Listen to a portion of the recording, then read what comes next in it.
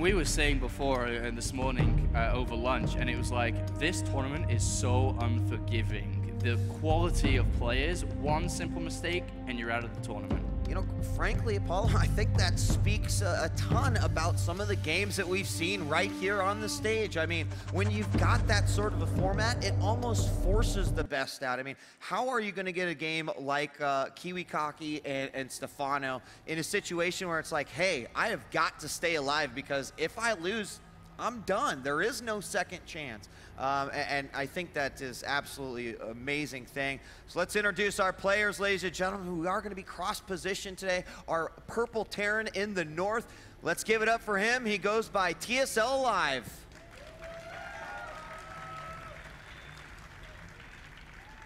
And if you're a Zerg fan, maybe a Team Liquid fan, let's give it up for the red Zerg player spawning in the south. It's Liquid Rhett.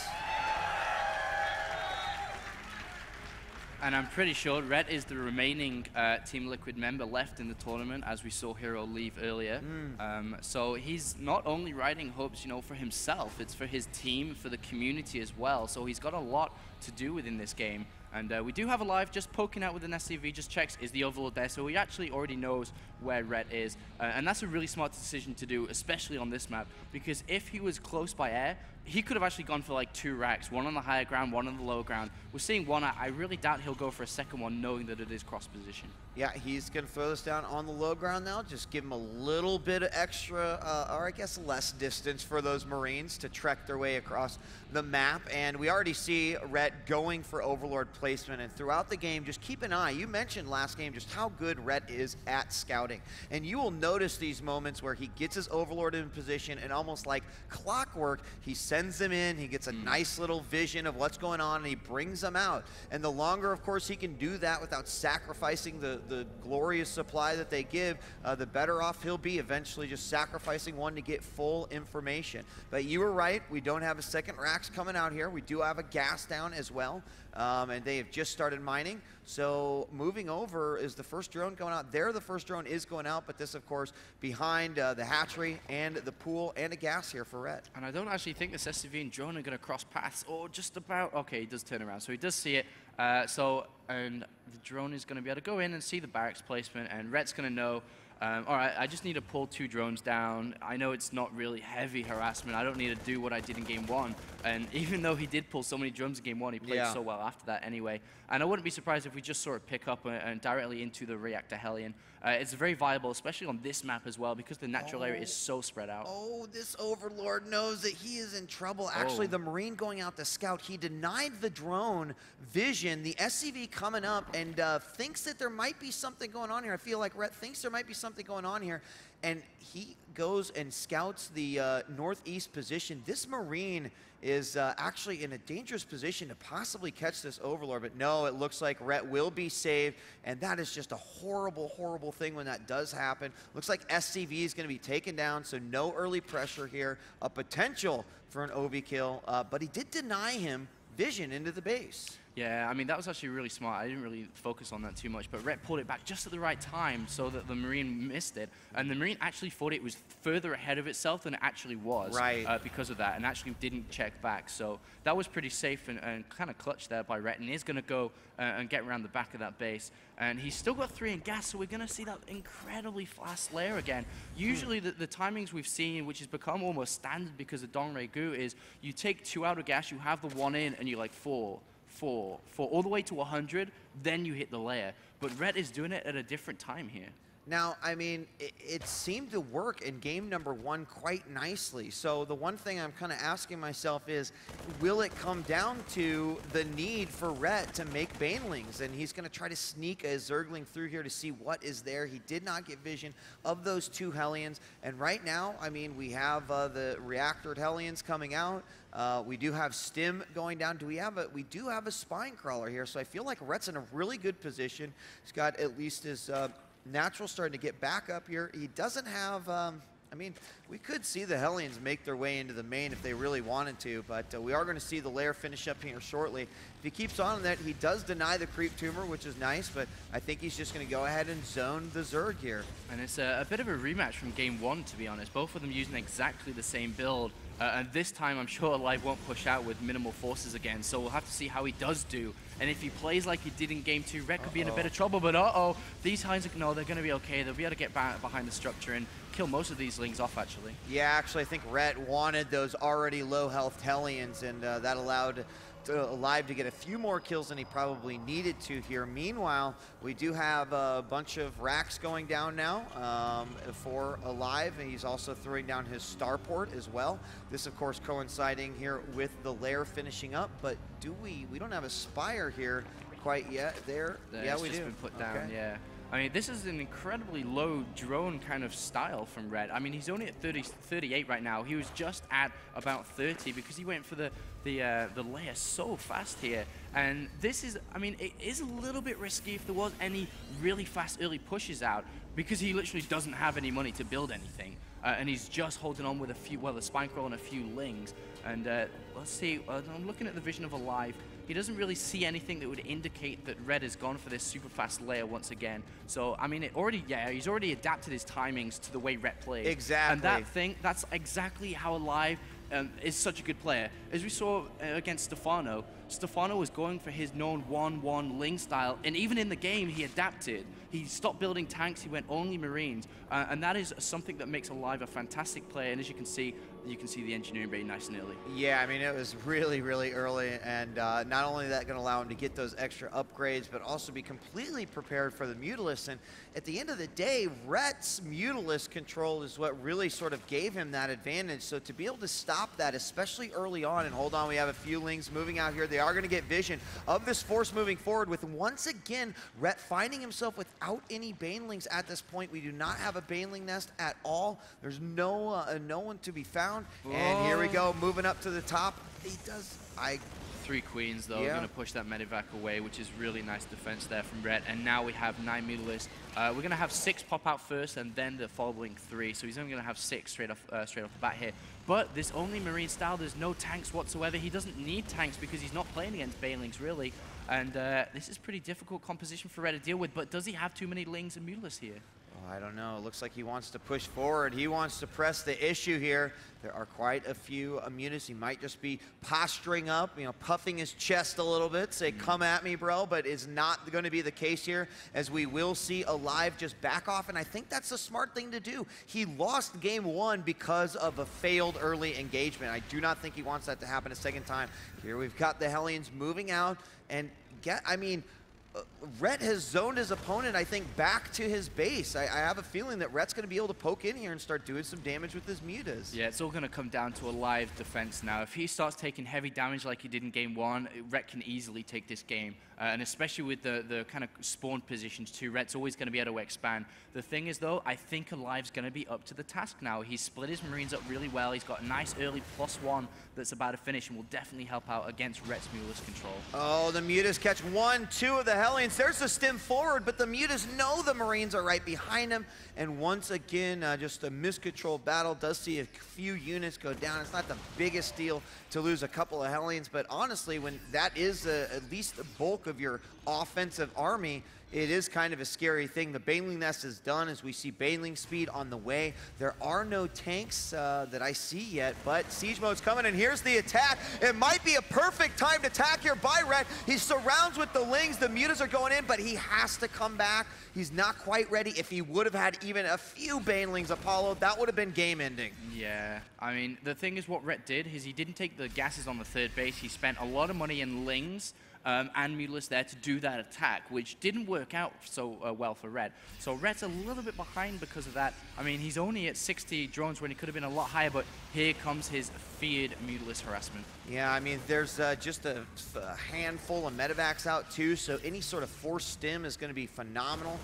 Coming out of Ret is, I'm trying to, yeah, there's only 2 medevacs at this point, and again, Ret is looking to hit that critical mass of Mutalisk. Right now, we take a look at the unit tab, see that he's at 18. That's already higher than what he had at his max in game number 2. So he's certainly looking much more like he did in game number 1, trying to run the tempo and the pace of this matchup and limiting aLive to what he is capable of doing. And he realizes that aLive has almost minimal tanks, if not 0.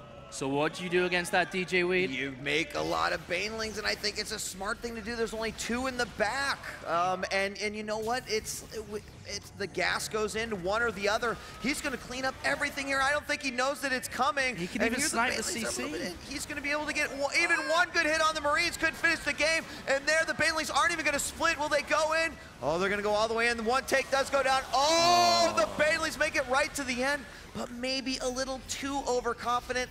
Yeah, that was a lot of gas. Yeah, 28 banelings. I think he should have just gone and sniped off the planetary fortress, to be honest. As soon as he saw tanks on the low ground, he's like, this is not going to work out well for me. And he could have just diverted back and killed the planetary fortress, and then it would have been a lot better outcome for him. But right now, that really hurt him, because that is Muteless that he doesn't have right now. He's down to 9. Compared to the same level in game 1, he was almost at 30 at this point. Yeah, I mean, that engagement, I think it was a little bit overextending himself. Again, having the banelings in the position that they were in was not the best. Maybe he could have perhaps used them to flank around from this side while all the Marines had come out, but heck, I thought he had it as well. There were only 2 tanks, and he unfortunately just did not target down the tanks. The banelings just did not live through that. So now the Mutas trying to do as much as they can, trying to maintain some map control, denying vision at the towers. We do see this base up in the northeast, and I almost am surprised that he hasn't maybe thought about getting that gold just based off of how he has aLive postured here. So there's still not a whole lot of tanks out. Only 2 at the front. We've got a lot of Marines out here, but again, some nice banelings. Would love to see Burrow come out here by Red. I do like the infestors that are on their way, but yeah. I would have loved to see aLive push out after that, because Rhett realized that he took a big hit there and he hurt himself. So what he did, he built 18 drones, which is, you know, pretty cool, I suppose. And he instantly saturates a 4th base, and he was down to literally 30 lings and just those 9 Mutilers, and he was really cutting corners there and was being a little bit greedy. But aLive, obviously, we got the super camera, didn't really know about that, and I'm sure if he had, he definitely would have moved out and potentially killed Rhett. We do have a drop in the top right and the left-hand side, so double drops are going to come now into the main base and onto the back base. But look, Mutilus, are they going to... Oh, they do. Yeah, he finds it. He takes it out. 4 Marines are dropped, but it's not going to matter. Maybe one Muta does go down. Now we do have the drop on the west side as well. And Adrenal Glands is being researched, of course, making those lings that much more efficient. They're also going to see this army moving forward that only consists of how many tanks here? 5 tanks and several Marines. In fact, we've got about 76 Marines, and the lings are going to go in for a potential counterattack. No, they're going to turn around and go after the Marines. Don't like that idea, but he will force positioning here, and the Terran does move away from what their intended target was. And there is a drop now into the main base, and he may be able to get the Spire here, which could be incredibly large. He's got plus 2 attack. These will go down. There are no units anywhere, and he has to pull drones. It's going to go down. Oh, it transfuses, but it's still going down. It's still going to go down. And that actually will put Rhett back quite a bit. Now, will there be a counterattack at the same time? As you can see, this force mobilizing over to the side. It could be a great opportunity to try to swing in here, take out one of these, but he doesn't really know much about the army that exists beyond this, with his a ton of infestors, a ton of lings, banelings, the corruptors now starting to come out, but they're not going to be too effective. And here, he's going to push forward. The tanks siege up, and the tanks are the front line. They all go down. Are there any banelings left? The Thors will fire away, but oh my God, huge fungal, and the Marines will go down. Is there anything to clean this up? Oh, aLive. He just walked into that. All his tanks were unsieged, and Rhett takes a humongous lead in this game. Even though there are a lot of units left, Rhett has such a fantastic economy where, I mean, he still has all these infestors left. He has spine crawlers left. He has, right now, 27 banelings. Rhett is in fantastic position. Oh, and the fungal goes off. Oh, aLive loses everything, and he's pretty much just got a Marine force. He's trying to take the gold, and I can't believe he didn't just try to retreat after that. Instead, he loads up 2 medevacs full of 16 Marines and continues to push forward, where I feel like he lost that engagement and was not ready to attack. Now the lings do have Adrenal Gland. The gold is going down, but there's just basically Marines out right now for aLive. 2 tanks in the back. Yeah, his macro is really good though, so he's now taking the gold base with the Planetary Fortress. That will go up. Rhett will not be happy about that as he sees it with the Xel'Naga Tower and immediately sends out Lings. He may try to go around the back here to do some harassment. A drop is on the left-hand side for aLive as well. We want to go into the main base, and Ultralisk are on the way now. 5 are about to pop out, and combine them with the Infestors, that is a lot of damage. Yeah, the chitinous plating on the way as well. This drop is going to try to go back in. Now, I guess the question is, what would be his next intended target here? Where did the Spire go? It is now inside the natural, going to be a much harder place to go ahead and snipe. And here we've got a bunch of Lings. Oh, 2 tanks, not sieged up at all. That is going to be another big loss. Oh! Picks them up, but SCVs, I guess that's, I don't think aLive would like that trade. Loses a lot of SCVs there, and the drop is into the main base. 2 Banelings, 3 Banelings, clean it up, and 1 Ultralisk could maybe clean these up. And Ling's still doing incredible amounts of damage to that SCV line. Yeah, I mean, he's trying to he also did attack here at the northeast position, but again, we saw Rhett completely ready for this, or for that little drop. So taking a quick look at the supply, it is a max supply here for the Zerg player Rhett at 200. aLive is sitting at 173. 78 drones for Rhett and 56 SCVs for aLive. Most of his army consisting of Marines, but 9 more tanks are out on the field. That tank line is really long. Oh my god. He's going in for it though, and the tank line actually in an interesting position. It's just getting eaten alive. It's like Pac-Man and a bunch of pellets here, and a huge funnel goes down. The Ultras will rip through the Marines and should be enough to clean this up, but the Planetary, these 3-3 Marines, even though they are 3-3, are going to go down. He has to retreat to that, but the macro of aLive is really good. But I think that Rhett just has too much. These units are on walking move command.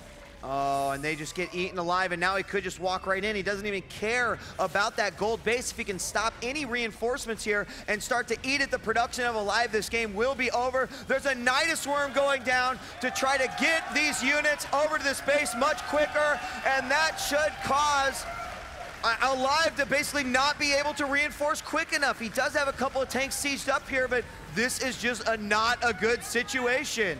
And it looks like Rhett is on the verge of being our first contestant into the round of 8, and now into the production line of aLive. All the barracks go down, and where they go down, we may see aLive out of this tournament. I know he will not be happy about that. He will not, and here he is just eating from the inside of aLive's base here. Just, I mean, these Marines are doing the dance. A couple more tanks go out, but this just looks like an act of desperation, trying anything that they can do to keep aLive. You've got to imagine that this base is going over here, and these Ultras have absolutely nothing is going up against these. They're just eating everything alive. I mean, aLive may be able to clean this up eventually, but look at all these Lings and Ultras, reinforcements, DJ Week coming up the right-hand side lane. That is not a pretty sight for aLive, who has almost minimal barracks right now. He's down to 6 barracks at the 24-minute mark. That's not standard. We've got more Ultras moving into position, going to try to take this gold down. Of course, the natural has been destroyed as well, and this should go down here. And there it is, gold base is down. That means the only true mining base is over here, and I have a feeling that that's the next target for Rhett.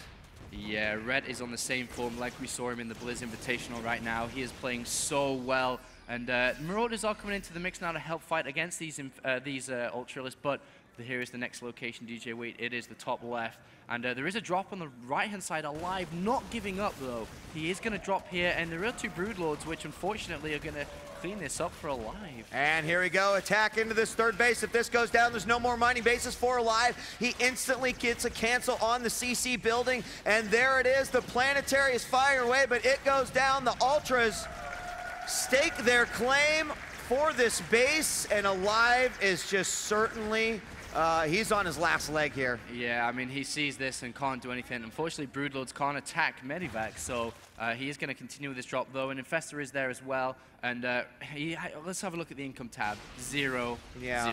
0. 7 Harvesters right now. What does he do? He doesn't even have, he has the 1 orbital, putting some mules down. He's not going to give up quite yet, trying everything. He's going to use this last little Marauder force here with the Medivacs to try to do it. And there is some micro to try to get those down, back and forth. fourth, and he will get rid of the medevacs here at the front. So staying alive, trying to reestablish this gold, but at this point, 3 more ultras coming out. The income right now has started to shot back up for aLive, but he's going to be on a mineral-only income and only has 27 gas at this point. He's moving forward, Fungal does go down, and here comes some more Marauders. Oh, and actually, these Ultralists are going down rather fast here with tank backup as well. And there are only 3 Ultralists in production. More Fungal Growths are coming out, but these 3 upgrades make Marine and Marauders pretty good, DJ Wheat. Another Fungal comes out, and yeah, I mean, I feel like actually some Lings would be quite good in these engagements as well, as here comes more Ultras.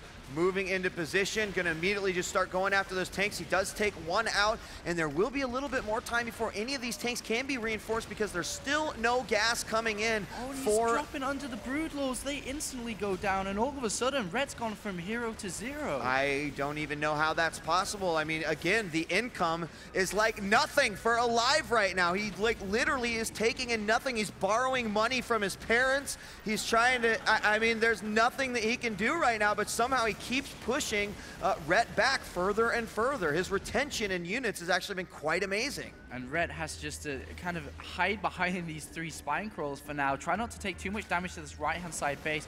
Rhett's gold base does go down. If he loses this 9 o'clock base, or should I say 10 o'clock, or I don't know, 2 o'clock base, then he's going to be in a lot of trouble. But can he? I mean, we've got the Infestors there. Here come a bunch of loaded units. He's going to need more than 6 Marines to try to take this out. And here it is. There's the Lynx coming out, and that might be the final blow. He just needed to get those units together. The Ultralists stop, say, Lynx, go ahead. You take this one out, and the Marines are going to try to go all the way home, way out of range of those medevacs, and that could be it. Again, the income is down to just 200 here for aLive, and Rhett, I think at this point, he can just take this one. With a drop did go in. Relentless. Another drop here from aLive. Does not want to leave this tournament, and Rhett is actually bringing everything back to defend it. And the blue base, or excuse me, the gold base is back up, but Rhett does cause the lift to happen, and here comes another big drop. He's going to try to get rid of it, Apollo. He's going in, and he's going after the drones right now. There are a few Lings that are coming on in here, but he will get rid of all the drones. There's actually no reaction quite yet. Here come a bunch of Lings, and he needs to pick up and get out of there. There's no Infestors here, and he does kill an awful lot of drones there. Wow, 91 workers killed, SCVs, 50 drones killed by aLive. He's dropping again on this 3 o'clock base, DJ Wheat, and he's killing even more drones are going down with these 3 upgrades. Oh my god. He's, I mean, he's really going through all these. Actually, the Live's Ultra gold base does go down, though. Finally, Rhett cleans it up. I mean, I'm surprised Rhett, I think, got a little cautious when he was losing Ultra after Ultra after Ultra, but now I feel like he's got an army where he can just go in, and there he goes. The Ling's starting to stream in here to the main, and aLive does not even, there it is, GG. I'll tell you what. Well, aLive, you know, aLive was hanging on the side of the mountain, and we saw Rhett stomping on his fingers, trying to get him to just let go and fall. And